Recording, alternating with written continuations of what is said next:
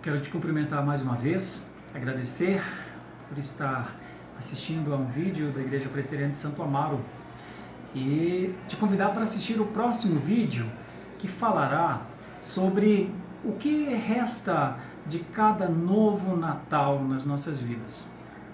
A festa de Natal, o que sobra do Natal, o que a gente leva para a nossa vida a partir de um momento histórico como esse, né?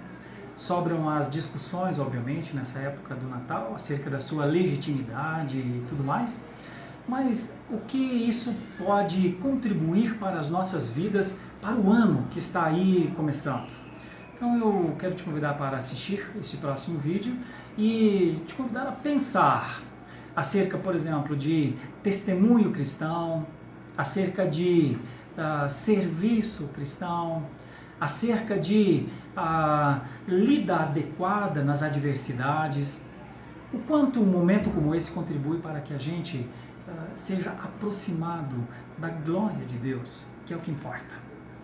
Pense nisso. Se você tiver interesse em alguns desses assuntos, assista a essa próxima pregação.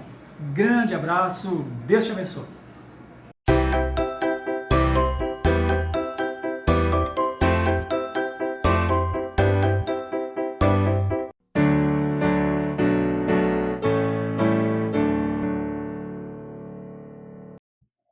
Quero convidar a igreja a abrir a palavra de Deus em Atos capítulo 7, por favor.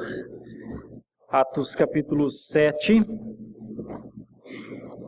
o versículo 59. Atos 7, 59. Atos capítulo 7, versículo 59. Nós estamos estudando o livro de Atos, já passamos por este versículo, mas se faz necessário voltar, como eu voltarei a alguns outros textos de Atos 7 ainda, nessa contínua exposição do livro de Atos, por conta de ser um dos momentos mais significativos da igreja primitiva, que é o momento do sermão fundamental, momento de defesa, de testemunho de Estevão. E então, neste tempo em que Estevão falou, ele disse tantas coisas, de tanto significado para a casa de Israel, que certamente as suas palavras ainda têm muito a nos ensinar nos dias atuais. Então, o versículo 59 e 60... nos lembram aquele momento difícil na vida de Estevão, o último momento, entre as últimas coisas de Estevão, e está escrito assim: e apedrejavam Estevão, que invocava e dizia: Senhor Jesus, recebe o meu espírito. Então, ajoelhando-se, clamou em alta voz: Senhor, não lhes impute este pecado. Com estas palavras adormeceu. Meus irmãos e irmãs, nós estamos ao final de um dia significativo, obviamente, o dia 25 de dezembro é sempre um dia muito marcante por si só, é um dia histórico, né? No calendário é um dia histórico, se não fosse em um domingo seria feriado hoje, e não só no Brasil, mas em qualquer lugar do mundo. O dia é um dia reservado para se falar da vinda de Jesus, né? E nós já ao final desse dia, aqueles que acompanham muito mídias sociais, sabem que também está cessando, eu imagino que esteja cessando, o mimimi do Natal, né?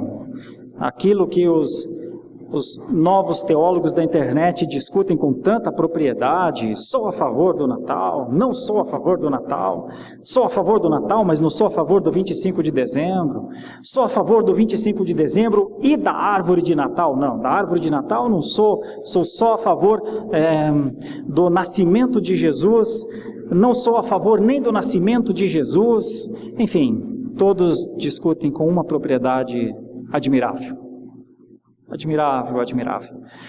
Uns tomando base em grandes pensadores da igreja do século IV, outros tomando por base a Wikipedia, enfim, um enorme mimimi para defender a sua posição, para se fazer valer de alguma maneira que se está certo. Outros mudam de opinião no meio do caminho, outros acham que o Natal é alguma coisa significativa e no meio do caminho passam a acreditar que não deveria nem se falar de Natal.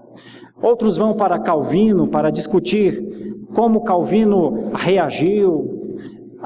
Se Calvino não é suficiente, Ambrósio ajuda. Se Ambrósio não for suficiente, Paulo deve ajudar. Enfim. Eu imagino que vivendo o tempo do cessacionismo, do grande mimimi do Natal. Eu gostaria mesmo, porque talvez em torno desse momento se fale tanto de pontos, se fale tanto de pensamentos, se fale tanto de ideias, e falte bastante de Estevão e do seu testemunho. Eu diria aos defensores do Natal, ou aos odiosos quanto ao Natal, unam-se no testemunho, façam com que o testemunho, façam com que o entendimento de que Jesus Cristo veio para alguma coisa, façam com que o testemunho, que nós fomos mudados, que nós fomos transformados, que ele possa ser a palavra na boca dos cristãos, sejam dos que gostam do Natal ou dos que não gostam do Natal. O fato é que um homem como Estevão nos ajuda a pensar no que é esse testemunho. Nós aprendemos sempre muito com testemunhos.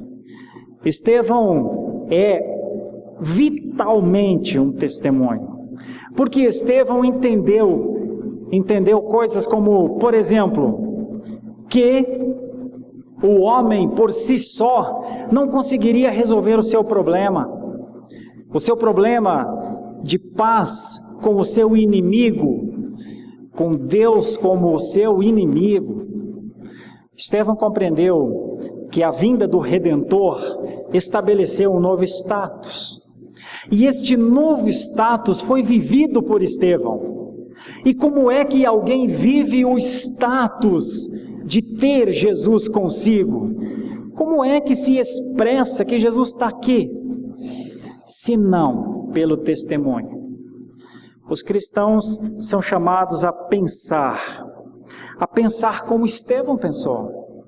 E eu abordo algumas coisas aqui a partir deste momento fatídico na vida de Estevão.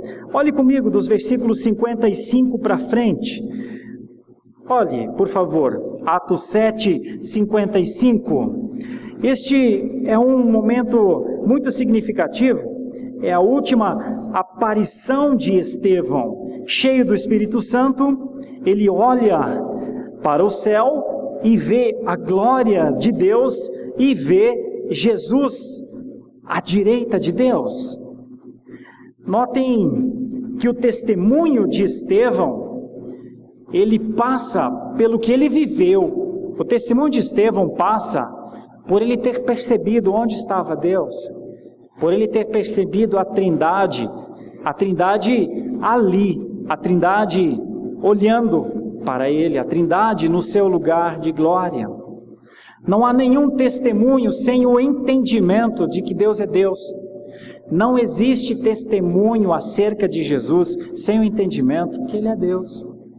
Então, a todos os cristãos, a cristandade como um todo, ao passar esta data, fica a obrigatoriedade do testemunho. Porque Deus, na sua glória, fez o que tinha de fazer, enviou o seu Filho, e Ele veio. E todos aqueles que perceberam a vinda do seu Filho, perceberam a providência de Deus. Por que é que Jesus veio? Ora, Jesus veio porque tinha de vir. Por que é que Jesus tinha de vir? Tinha de vir porque senão essa situação não se resolveria. Olha, se esta situação não se resolveria, pois bem, Deus a resolveu. Como é que Deus a resolveu? Fazendo o bebê nascer, nascendo do Espírito e nascendo do ser humano, como ser humano. Então, como é que Estevão começa a compreender ou entender profundamente? Onde é que Estevão encontra coragem para testemunhar? Na primeira leitura profunda que ele faz da Trindade. Meus irmãos, não há cristianismo sem esse misto de horizontalidade e de verticalidade. Então, nesse momento, nós percebemos no versículo 56 o seu último testemunho, e é aqui que começa o nosso diálogo. Qual é o último testemunho público de Estevão? É quando ele diz aos seus acusadores, no versículo 56, eu vejo os céus abertos e o Filho do Homem em pé à destra de Deus. Qual é o grande testemunho evangelístico dos nossos dias? Eu vejo Jesus Cristo nascido. Eu vejo Jesus Cristo vivo. A questão é discutir se a data do Natal é essa. Eu nem perderia tempo. Eu acho estranho quando alguém perde tempo para discutir essas coisas. Sinceramente, eu acho estranho. Qual é o sentido? O sentido é entender que ele vive. O sentido é entender que ele verdadeiramente veio. E ele veio num plano de Deus, num plano de resgate da parte de Deus, coisa que nós não poderíamos fazer. Não poderíamos nos resgatar. Não poderíamos criar um plano. Não teríamos como fazer da nossa parte melhor. O que é que Deus fez? Deus fez o melhor. Como é que Deus faz o melhor? Deus deu de si. Como é que é Deus dar de si? Deus dar de si é Ele propor vida na morte. É como se Ele viesse para uma madeira seca como essa e dissesse, se movimente. Então, tem um sentido tão bonito nisso. É um convite ao testemunho. Bom, Jesus Cristo veio, Jesus Cristo nasceu. Foi quando? Não interessa. Pois bem, ainda que não interesse a data, interessa que Ele veio.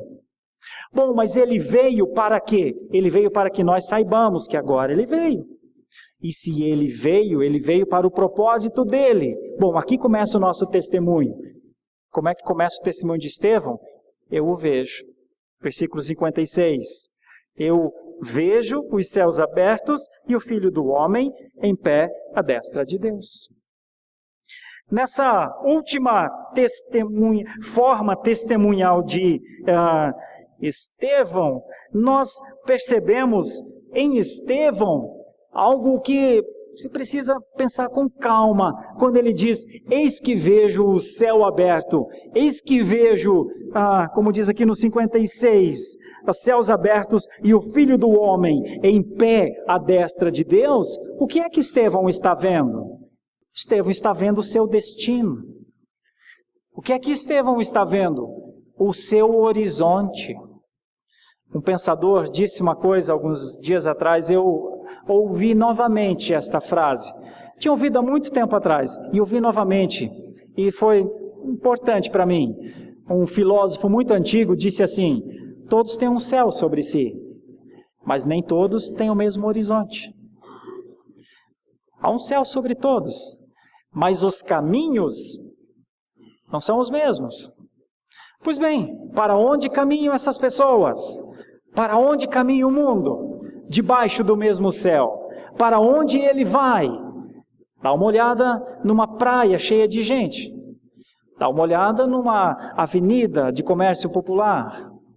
Dá uma olhada nas estradas. Dá uma olhada nos aeroportos. Veja quanta movimentação. Mas para onde vão essas pessoas? Para onde o mundo caminha? Como o mundo se movimenta? Qual é o horizonte da existência? Pois para aqueles a quem o menino nasceu, o horizonte da sua existência é ele não bebê, é ele glorificado. E esse é a grande beleza do testemunho. A nossa vida se resume a caminhar para mais perto do Jesus glorificado. O quanto nós estamos mais próximos do Jesus glorificado de Natal em Natal. O quanto nós estamos mais santos após tantos natais. O quanto nós estamos dominadores das nossas iras, das nossas raivas, dos nossos medos, Natal após Natal. O quanto nós estamos mais seguros acerca da sustentação de Deus porque o menino veio. É isso que nos mostra qual é o nosso horizonte. Certa vez, um homem andava por um caminho e ele precisava chegar ao final desse caminho. E ele tinha uma noção, uma direção, mas o tempo era muito antigo, então ele precisava se guiar pela lua. E ele viajava à noite porque de dia ele não tinha noção, então ele viajava à noite.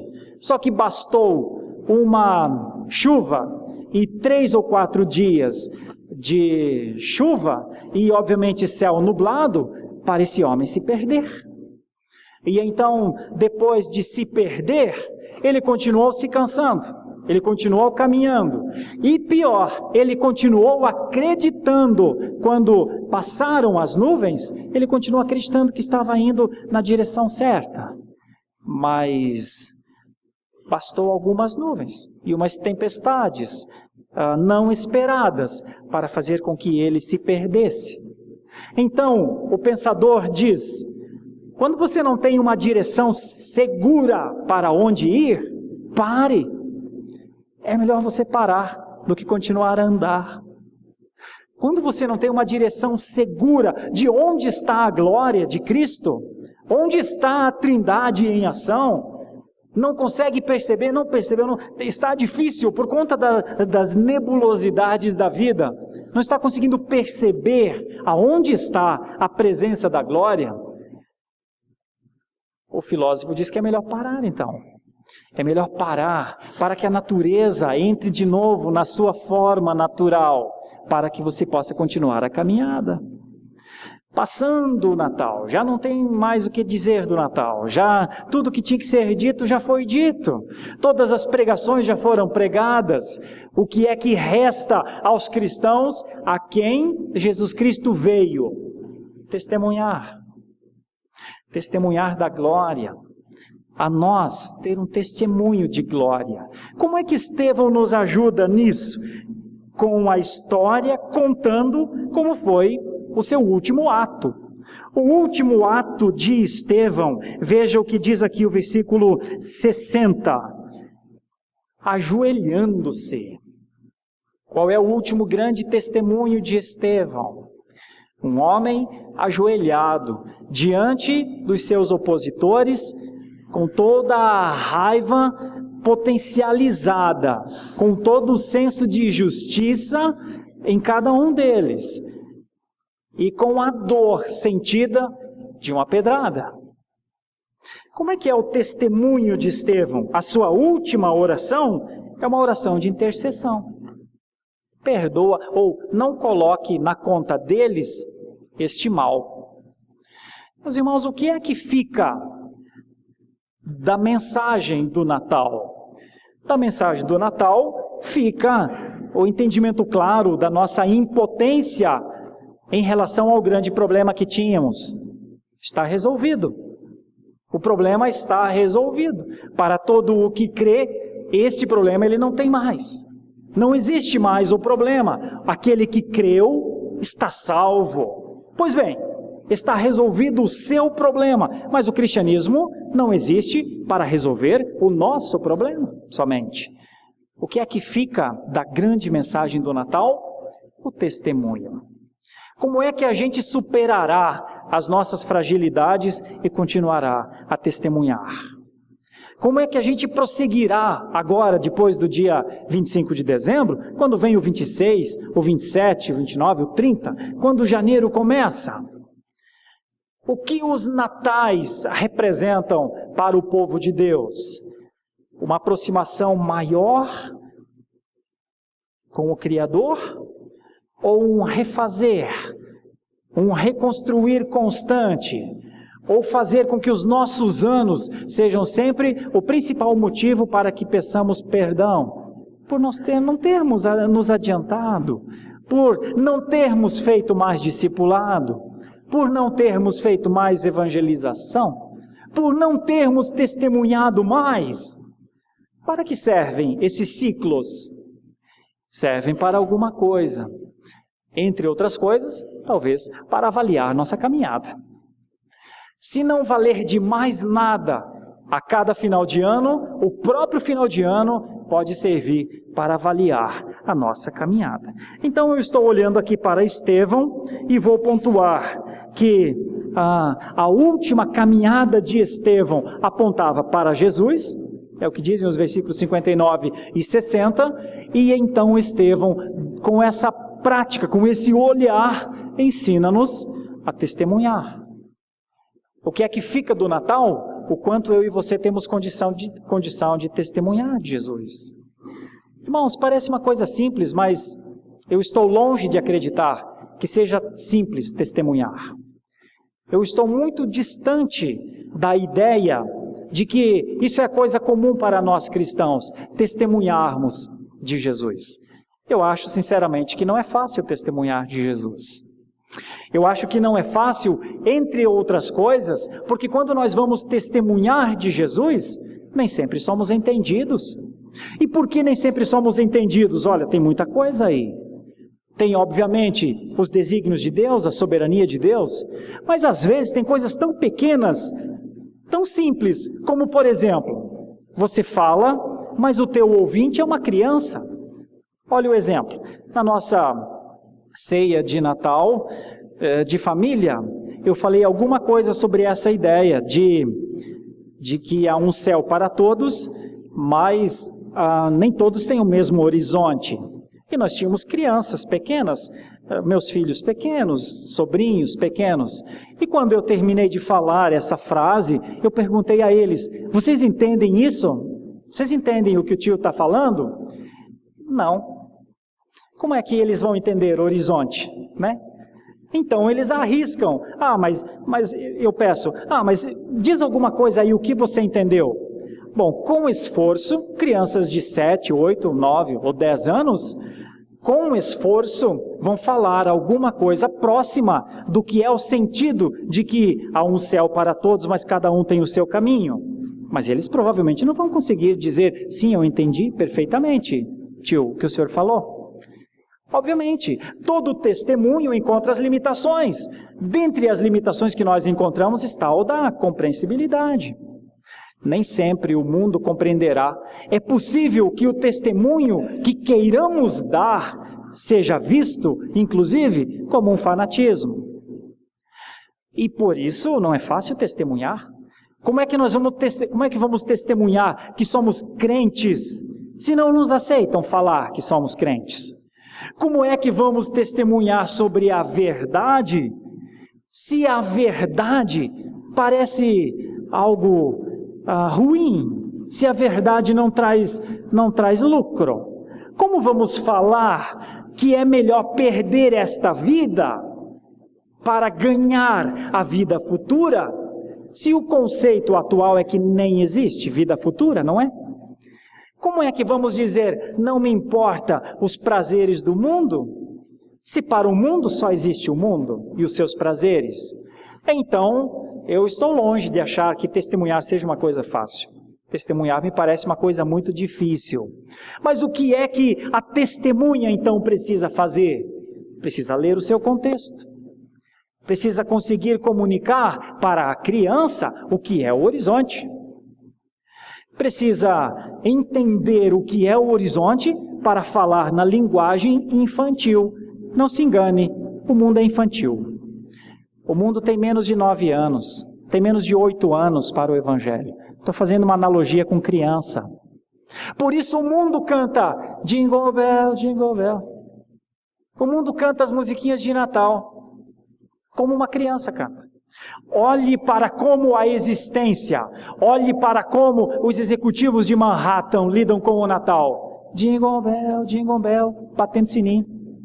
Olha como os pensadores de Doha, no Catar, analisam e pensam acerca do Natal. Estou falando dos cristãos, obviamente, colocando uma luzinha pendurada para achar bonito, para achar graça.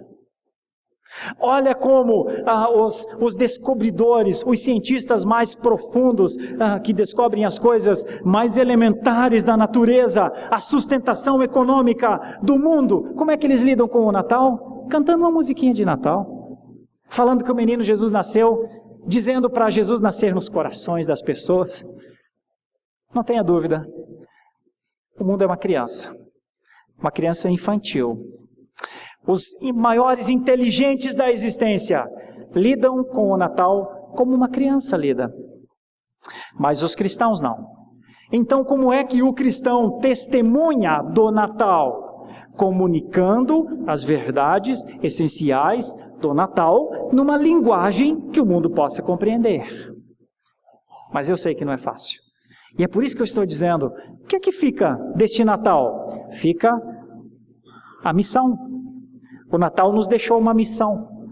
O Natal lhe deixou uma missão. Qual é a missão? A missão como foi essa de Estevão? A de dizer diante dos seus acusadores, vejo a glória, sei onde está a glória, caminho para a glória, não ando para qualquer lugar, não sou só um ser em movimento, a cada Natal me movimento mais para a glória do Senhor. Bom, a pergunta que eu faria é, ok, essa é a nossa realidade? Porque é importante que seja, porque foi a realidade de Estevão. Apedrejado, pôde dizer aos seus opositores, tchau, eu estou indo. Não, mas somos nós que estamos lhe matando, Estevão. Você é o maldito aqui, você receberá a justa paga por ter nos afrontado. E Estevão está dizendo, tchau, enquanto vocês ficam com as pedras na mão, depois que eu morrer, eu estou indo, porque à destra do Pai tem alguém de pé, me esperando.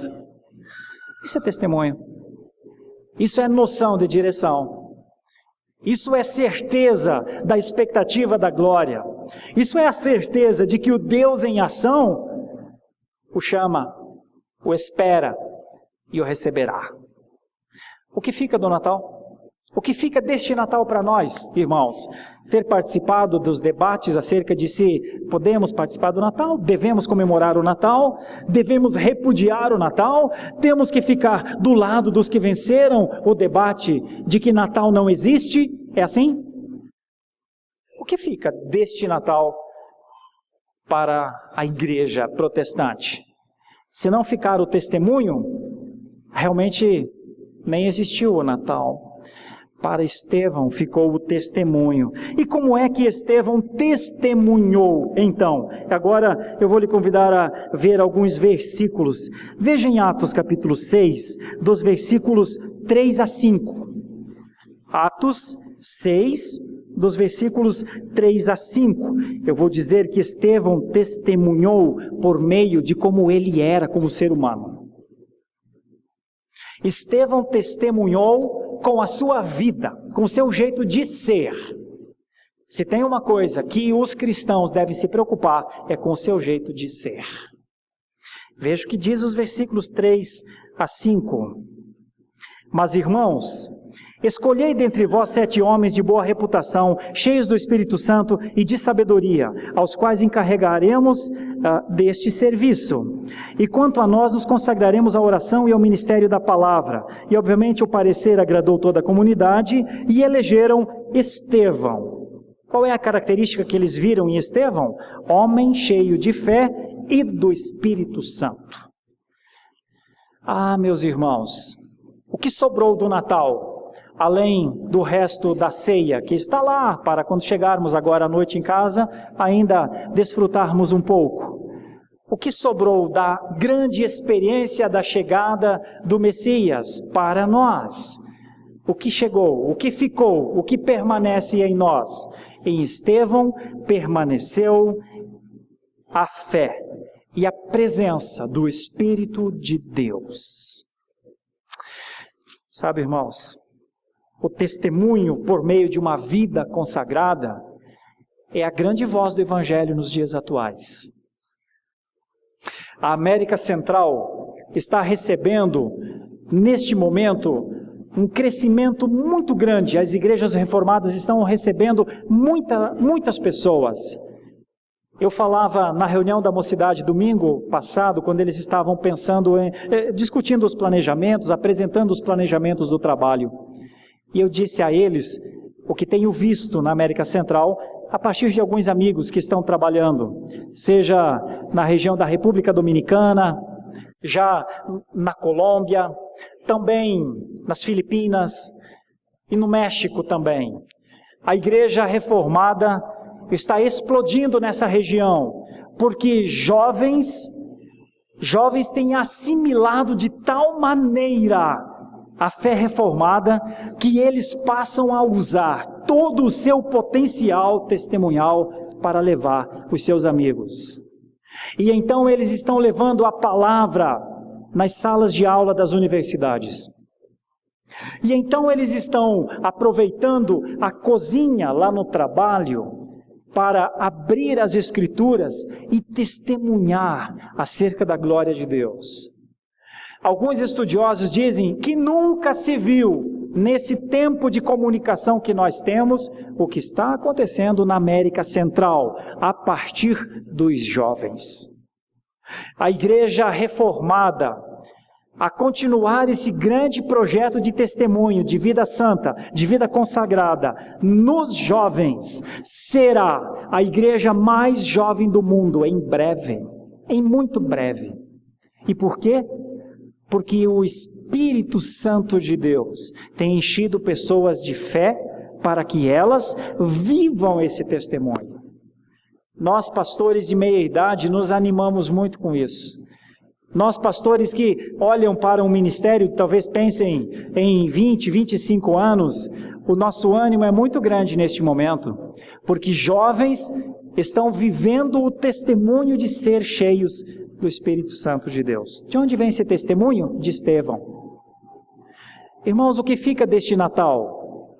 Fica que o nosso problema foi resolvido totalmente, o problema da nossa salvação.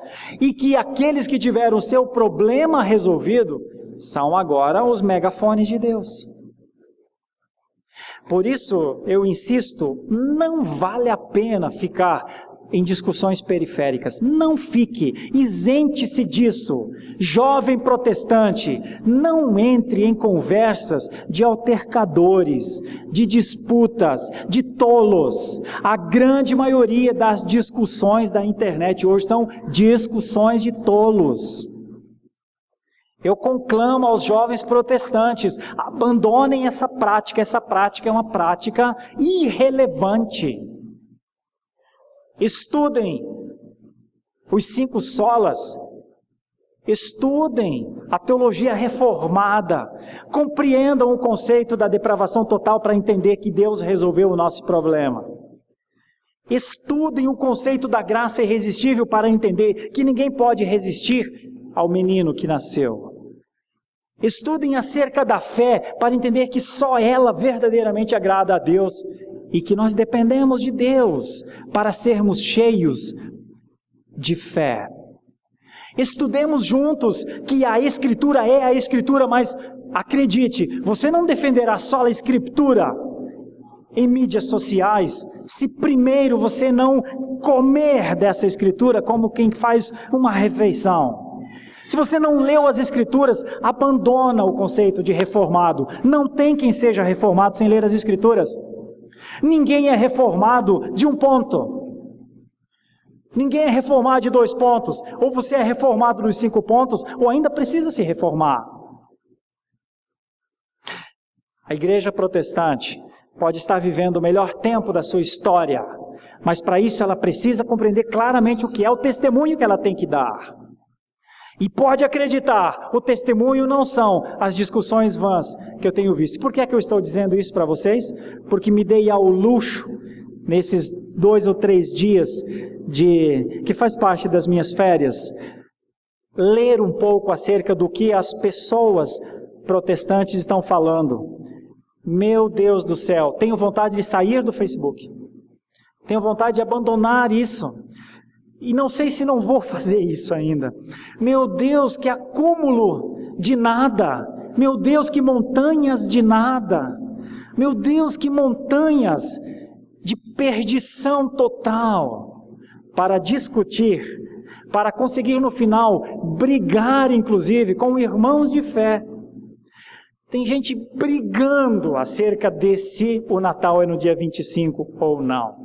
Tem gente brigando acerca de se ele nasceu no inverno ou no verão. Meu Deus, não é possível. Só resta uma coisa: não contar com essa gente para o testemunho. Provavelmente eles continuarão a fazer o que lhes cabe, porque talvez seja o máximo, mas é uma pena. É uma pena. Nós precisamos do testemunho. É o testemunho vivo da glória de Deus que faz a diferença na vida das pessoas. Não ter razão em coisas tão pequenas, tão frágeis. Meus irmãos, como é Estevão? Como é o testemunho de Estevão? O testemunho de Estevão se dá, como está escrito aí no versículo 8, Atos 6, 8, pelo trabalho. Irmãos, Estevão, cheio de graça e poder, fazia prodígios e grandes sinais entre o povo. Sabe o que é o testemunho necessário dos nossos dias? Eu chamo de o avivamento do trabalho. E obviamente eu me divido com algumas pessoas que entendem avivamento de outra forma. Reavivamento de outra forma. E eu respeito opiniões, obviamente, quero respeitar. Às vezes preciso me esforçar muito para respeitar, mas quero respeitar algumas formas acerca do entendimento de avivamento. Mas eu faço uma defesa, só uma ideia nova então. Eu acredito no avivamento do trabalho. Eu acredito mais no avivamento do trabalho. Eu acredito mais na graça soberana de Deus, quando protestantes dizem, 1 hora por dia eu vou trabalhar para a glória de Deus. Como que é isso? Aí entra, obviamente, toda a criatividade do protestante. Mas você já pensou um protestante falar, das 6 às 7 da tarde, eu vou trabalhar para que haja prodígios, para que a graça de Deus se manifeste na vida das pessoas. Das 6 às 7 da noite, eu vou escrever cartas para quem ainda não tem e-mail, porque, meus irmãos, o mundo não tem e-mail ainda. E se o mundo não tem e-mail, obviamente boa parte do mundo ainda não tem mídias sociais. E o mundo não está só nas mídias sociais. O mundo ainda precisa que um telefone funcione. O mundo ainda precise que uma carta chegue. O nosso parente que mora lá no lugar onde nem 3G ainda tem, ele não vai ser evangelizado se não for por gastar combustível, entrar no carro, ir até lá, sentar com ele, tomar a sua mão, orar com ele, falar da sua graça. Ou ele está fora. Ou hoje quem não tem 3G já não pode mais ser evangelizado. Ou hoje quem não tem mídias sociais está fora da graça de Deus? Obviamente que não. Obviamente que não. É por causa disso que me admira Estevão e o seu avivamento. Qual é o grande avivamento de Estevão? A mão na massa. A pergunta que eu tenho de fazer é, do Natal, o que sobra para nós? Sobra o testemunho? Porque se nós quisermos testemunhar, obviamente será pelo trabalho, né? Será arregaçando as nossas mãos, as mangas, né? Será tendo nossas mãos livres. Lembrem sempre da frase de João Calvino, o Evangelho não vai aos 4 cantos do mundo como a chuva que cai. Eu falei domingo passado sobre isso. Mas se não tiver gente disposta a levar, obviamente não haverá a condução, né?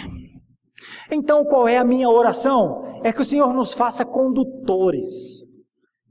O que fica deste Natal? Bom, é a resolução de ser um condutor. Usa-me a mim. Usa-me a mim. O que o Senhor pode fazer com os meus dias? Ok, certamente Deus requer de nós algum tempo da nossa agenda, né? Então, Estevão testemunha de 2 formas. Como é que Estevão nos ajuda? Primeiro, a partir de uma vida muito consagrada. E logo depois, a partir de um serviço de uma fidelidade no serviço. Eu sou protestante, eu sou cristão mais do que eu sou qualquer outra coisa.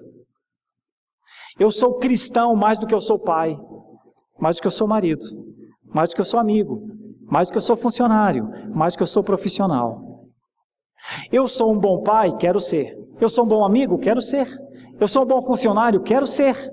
Eu sou um bom pastor, quero ser. Mas mais do que todas essas coisas, eu sou um cristão.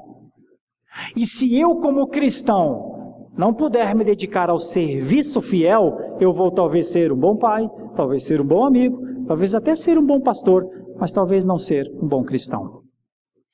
O que fica deste Natal? Melhorou o meu cristianismo? Opa, valeu. Valeu até comemorar o Natal, até tirar foto no lado da árvore. Agora veja uma outra coisa. Atos 6, versículo 10 para frente, vai mostrar como é que é o trabalho de Estevão. Porque alguém poderia dizer, mas como é que eu trabalho? Olha, o trabalho de Estevão foi com a sua voz, foi com a sua inteligência, foi falar mesmo. Veja o versículo 10. Eu estou em Atos capítulo 6, versículo 10.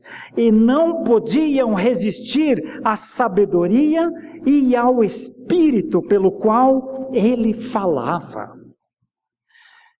Bom, se o legado de Estevão é o seu testemunho de vida, como é que Estevão começou esse testemunho? Falando aos seus acusadores, eu vejo a Trindade. Precisa de coragem para dizer, eu vejo, viu? Precisa de, obviamente, coragem para trabalhar, para dedicar tempo da sua vida à glória. Quanto tempo da minha vida é dedicado à glória de Deus? Obviamente, precisa de muita coragem para abrir os lábios e falar, mas é assim que Estevão testemunhou todo o seu sermão, dos versículos 2 ao 53. Pois a minha pergunta seria, então, meu irmão, você já preparou seu sermão? Minha irmã, seu sermão está pronto? Minha irmã, o seu sermão para 2017 está pronto? Ou não? Pois se não está, vai ser difícil testemunhar. Quem testemunha sem algo a dizer? Não, eu vou testemunhar pensando. Não sei se interessa tanto a glória de Deus eu pensar que sou crente. Não, mas eu vou testemunhar fazendo o que é certo. Ah, meus irmãos, cristão faz mais do que fazer o que é certo. Cristão diz o que é certo, porque até não cristãos fazem o que é certo. Então, o nosso nível de exigência é maior. Nós não só fazemos o que é certo, como anunciamos o que é certo. Então, se ainda não preparou nada, que tal preparar? O que temos a dizer depois de mais um Natal, meus irmãos? Como podemos nos apropriar das verdades de Estevão? O nosso cristianismo está melhorando? Ou este ano também servirá para que nós digamos, Senhor, passou mais um ano e eu estou aqui sem sermão. Passou mais um ano e eu não preparei nada ainda. Passou mais um ano e eu estou sendo bom amigo, bom pai, bom filho, bom em muitas coisas, mas como cristão, ainda não consegui dedicar um tempo para orar, Senhor. Então esse ano serve mais uma vez para que o Senhor, Senhor, me perdoe, seja bondoso comigo. Sabe o que é? Deus é bondoso.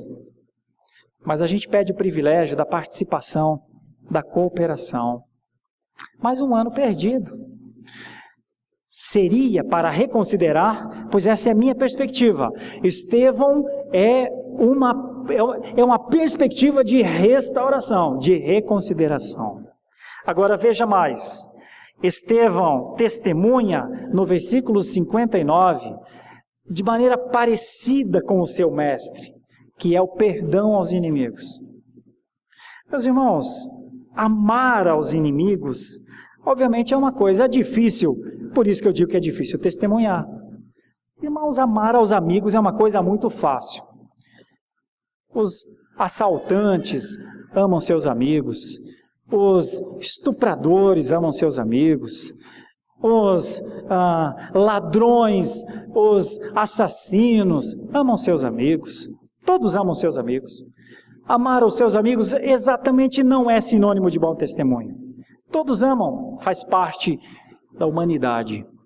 Mas amar aos inimigos, e como é que a gente ama aos inimigos? Qual é a forma de amar aos inimigos? Porque qual é o sentimento natural em relação aos inimigos? Ódio, detestamento, afastamento. Isso é o que a gente sente dos inimigos, não é? O que a gente sente em relação aos inimigos? Que tomara que a vida deles vá mal, que tomara que eles paguem pelas coisas que eles falam, que eles fazem. Qual é o comum para se pensar em relação aos inimigos? Eu não vou fazer justiça porque não quero ser criminoso, mas Deus há de lembrar de você e há de cobrar. O que fez para mim, o meu juiz te julgará e te condenará. Ei, calma. Lembre que Jonas foi frustrado neste plano. Jonas queria que seus inimigos fossem julgados, queria que seus inimigos fossem aniquilados. Irmãos, Deus é melhor que nós, até no trato com os inimigos. Olhem para as questões, olhem para Abacuque. Irmãos, amar os amigos é bom e gostoso, mas amar aos inimigos é que é santo. Amar aos amigos é uma delícia. Como é bom amar gente boa, como é bom amar gente que não magoa a gente, como é bom abraçar pessoas que a gente tem saudade, né? Pessoas que a gente quer bem, pessoas que nos elogiam, como é gostoso amar assim, né? Pois bem, só que não há virtude nisso. A satisfação, o amor, de certa forma, ele retroalimenta um ao outro. A gente percebe quando a gente é amado. E obviamente a pessoa também percebe quando a gente ama. Então imagine, coisa bonita, duas pessoas que se amam. Parece aquela imagem na praia, um de um lado com os braços abertos e o outro do outro lado com os braços abertos, se encontrando. Meus irmãos, viver com quem se ama é sempre correr de braços abertos para braços abertos. É bonito ou não é? Claro que é. É lindo, é até romântico. Pois bem, mas amar aos inimigos é abraçar alguém de braços cruzados. Você já abraçou alguém de braços cruzados? Que não quis abrir os braços para te abraçar? Você já foi fulminado por um olhar mortal? Você já recebeu uma carta, ou um e-mail, ou uma mensagem de WhatsApp que você diz assim: rapaz, isso aqui não está parecendo mensagem de amigo? Você já recebeu? Pois bem, essa é a grande virtude de Estevão. A grande virtude de Estevão foi amar os seus inimigos. O que o Natal deixou para nós? Mais amor pelos nossos amigos, porque matamos a saudade dos familiares distantes?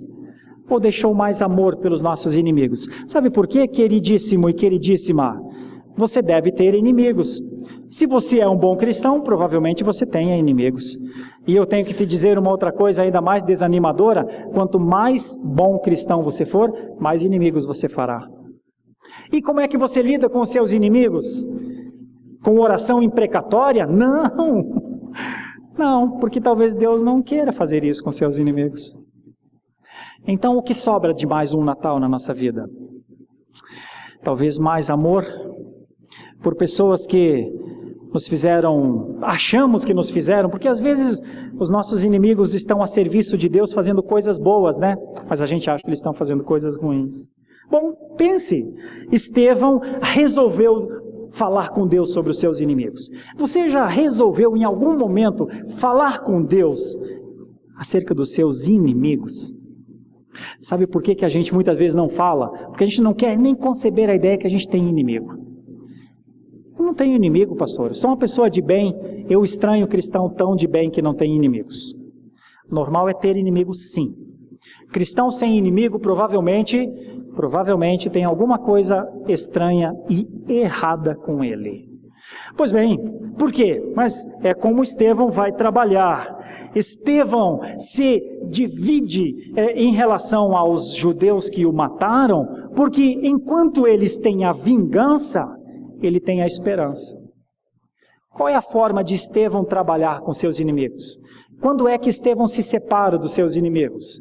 Saciando a eles na vingança, mas vivendo pela esperança. Então, o que sobrou deste Natal? Mais esperança? O ano vai começar, os inimigos estão a postos, a estrada é longa, cada um tem o seu horizonte. Qual é o nosso? O que este Natal contribuiu para a minha vida?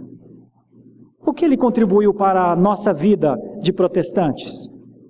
Qual foi o significado da vinda de Jesus? Porque ele nasceu. Pastor, ele não nasceu no dia 25. Pelo amor de Deus, não fala mais isso. Vamos voltar a falar disso só no ano que vem? No final do ano que vem? Viu? Essa conversa já foi, esse papo já foi. Saiba só que ele veio, aceita que ele veio, ele nasceu, pronto. O que é que ele deixou para nós? Deixou para nós um testemunho. Se o Jesus Cristo que nasceu para ser o Redentor, para resolver o nosso problema, veio para nos trazer alguma coisa, eu vou lhes dizer o que ele trouxe para Estevão. Para Estevão ele trouxe testemunho de uma vida consagrada. Foi isso que Jesus trouxe a Estevão. Ele trouxe isso para você? Porque o Natal é feliz, mas quem é que mede a felicidade do Natal? Feliz Natal para quem? Para Estevão, o menino trouxe sim, trouxe o testemunho de uma vida consagrada. O que mais? O que o menino trouxe a Estevão? Uma missão. Agora Estevão tinha uma missão. A missão era dedicar serviço a ele. Bom, como é que Estevão dedicava serviço a Jesus? Falando, irmãos. Falando. E aqui eu faço a perguntinha de novo. Já preparou teu sermão? Você vai ter que falar. Se o menino trouxe alguma coisa para nós, certamente ele nos trouxe uma missão. Meus irmãos, as adversidades estarão aí.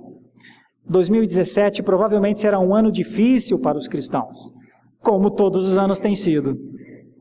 Irmãos, quanto mais difícil, melhor. Todas as dificuldades são para que a glória se manifeste. Irmãos, nós não estamos sendo perseguidos o tanto quanto deveríamos ser. Nós não estamos sendo ofendidos o tanto quanto deveríamos ser. Nós não estamos sendo injuriados o tanto quanto deveríamos ser. Nós não estamos enfrentando as adversidades tanto quanto os estilingues estejam apontados para nós. Nós não estamos recebendo as balas das armas que estão engatilhadas, irmãos.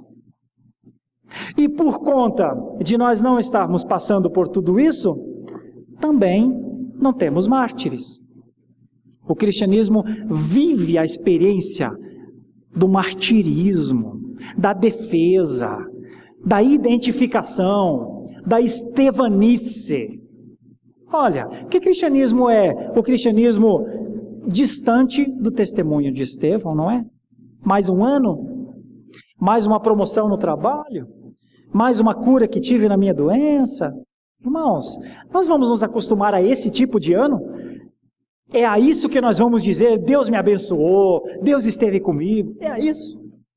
Vocês não acham que é pouco? Vocês não acham que as pessoas que nem crentes são já fazem isso? Minha esperança, e agora aplicando, é que a igreja protestante use o que o Natal veio trazer. O Natal nos trouxe verdadeiramente a presença de Jesus, para estar em nós, para sermos confundidos com Ele, para que nossas palavras sejam semelhantes às suas palavras, para que o nosso amor seja semelhante ao seu amor, para que o nosso olhar seja semelhante ao seu olhar, para que a nossa dedicação em trabalho seja semelhante ao seu trabalho, para que a nossa esperança seja semelhante à sua esperança, e então um cristão terá um ano de 2017 digno do menino que veio. Estevão viveu isso por pouco tempo. Nós poderemos viver isso. Até o dia que o Senhor nos quiser manter vivo, não é? Meu medo é atravessar mais um ano perdendo tempo. E meu medo é não falar à minha igreja, aos meus irmãos, que o tempo passa muito depressa. Estevão não perdeu tempo. Por isso ele nos ensina muito. Estevão não perdeu tempo com mimimi, não. Estevão não perdeu tempo com grupo, não. Estevão não perdeu tempo com defesas vãs, com sutilezas. Não perdeu tempo. Estevão disse onde estava a Trindade e disse para onde ele iria. E apontou a esperança, enquanto os olhos deles estavam cheios do sangue da vingança. Como é que será o 2017 para a igreja protestante? Como viveremos essa viva esperança?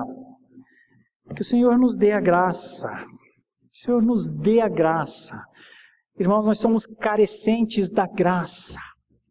Irmãos, nossas orações ainda não são intensas à medida da nossa deficiência. O nosso clamor ainda não é à altura da necessidade da misericórdia de Deus nas nossas vidas. Nossos choros, meus irmãos, ainda são pelas coisas que nos fazem mal e não são por nossos pecados. Então vem Natal e vai Natal. E a pergunta é, e o que você fez? E a gente não tem para dizer o que nós fizemos, a não ser que olhemos para Estevão e pensemos, isso aqui é um testemunho. Eu gostaria de viver assim, até o dia que o Senhor quiser. E então será um bom ano. Mais importante do que as festas de Natal, é o ano que se inicia. Que o Senhor dê graça à igreja dele, que o Senhor dê da misericórdia dele à sua igreja. Meus irmãos, que esse possa ser um tempo para que o reconhecimento da vinda de Jesus seja com alegria, com gratidão, para que os nossos testemunhos sejam testemunhos de poder. O poder é de Jesus, todo o poder é de Jesus, mas a nossa vida tem que ser uma vida pautada nas suas palavras, e então ela está disponível, ela sempre estará disponível ao poder de Deus. Eu me lembro, e eu finalizo com isso, eu estava em uma cadeira de aeroporto, e nas cadeiras de aeroporto, você fica de costas para as pessoas muitas vezes. Eu estava sentado junto com um amigo pastor, e nós estávamos aguardando. E nas nossas costas, uma guria começou a falar de Jesus para uma pessoa, mas elas não se conheciam. E começou mais ou menos assim, tipo, caiu o celular de uma pessoa no chão, e ela tomou o celular e entregou. Quando ela entregou o celular para outra, então a pessoa agradeceu e disse, muito obrigado, eu não tinha visto que o meu celular tinha caído, muito obrigado, ainda tem gente gentil no mundo e tal, e fez um agradecimento ao celular que estava recebendo. Aquilo foi suficiente para aquela guria dizer assim para outra moça, não, por nada, não precisa agradecer, tal. Mas você achou isso um benefício? Eu lhe dar o celular? Claro, achei um benefício enorme. Muito obrigado. Eu não teria, eu talvez me levantaria e perderia o celular. Ela falou, mas e se eu te falar que Deus tem um benefício para você? Você acreditaria? A pessoa ficou em choque. Quando ela falou isso, eu e o pastor nos cutucamos para ouvir. Em 3 minutos no máximo, ela fez o plano de salvação para uma pessoa que lhe deu o privilégio ou lhe deu a oportunidade de falar do benefício da graça de Deus, porque o celular caiu. E aí nós dissemos um para o outro ali, é isso. Que o Senhor possa lhe dar oportunidades, que celulares caiam perto de você para você pegar e entregar, que pessoas tropecem para que você possa estender a mão e levantar. Que pessoas se encontrem de alguma maneira em infortúnios da vida, para que você, com a sua vida, com o seu testemunho e com o seu sermãozinho que você vai fazer, possa pregar. E então, esse Natal terá, sim, valido a pena. Que Deus possa lhe dar graça, para que o seu testemunho a torne confundida com o seu mestre. Porque Estevão foi confundido com Jesus. Suas ações se confundiram com as ações de Jesus. Oremos ao Senhor e ouçamos juntos, ou cantemos juntos, esse último cântico. Todo o poder pertence a Jesus. Senhor Deus, Estevão foi um homem como nós. Mas quanta coisa boa vem do testemunho deste homem para nós. Os problemas de Estevão são nossos problemas. Mas também a esperança dele pode ser a nossa esperança. Senhor, mais um ano se finda. Senhor, mais um ano de crescimento, de conhecimento, de avanço nas tuas coisas. Agora, Senhor, à medida do conhecimento que tivemos, dá-nos a oportunidade de testemunhar, dá-nos a oportunidade de viver essa fé. Aqueles que já estão vivendo, que a tua graça os sustente, para que eles continuem a ser testemunhas vivas, brasas vivas, trabalhando no coração das pessoas, para que haja prodígios, os prodígios do teu poder. Por isso eu oro nessa noite, pelos meus irmãos, com os meus irmãos, por todos nós,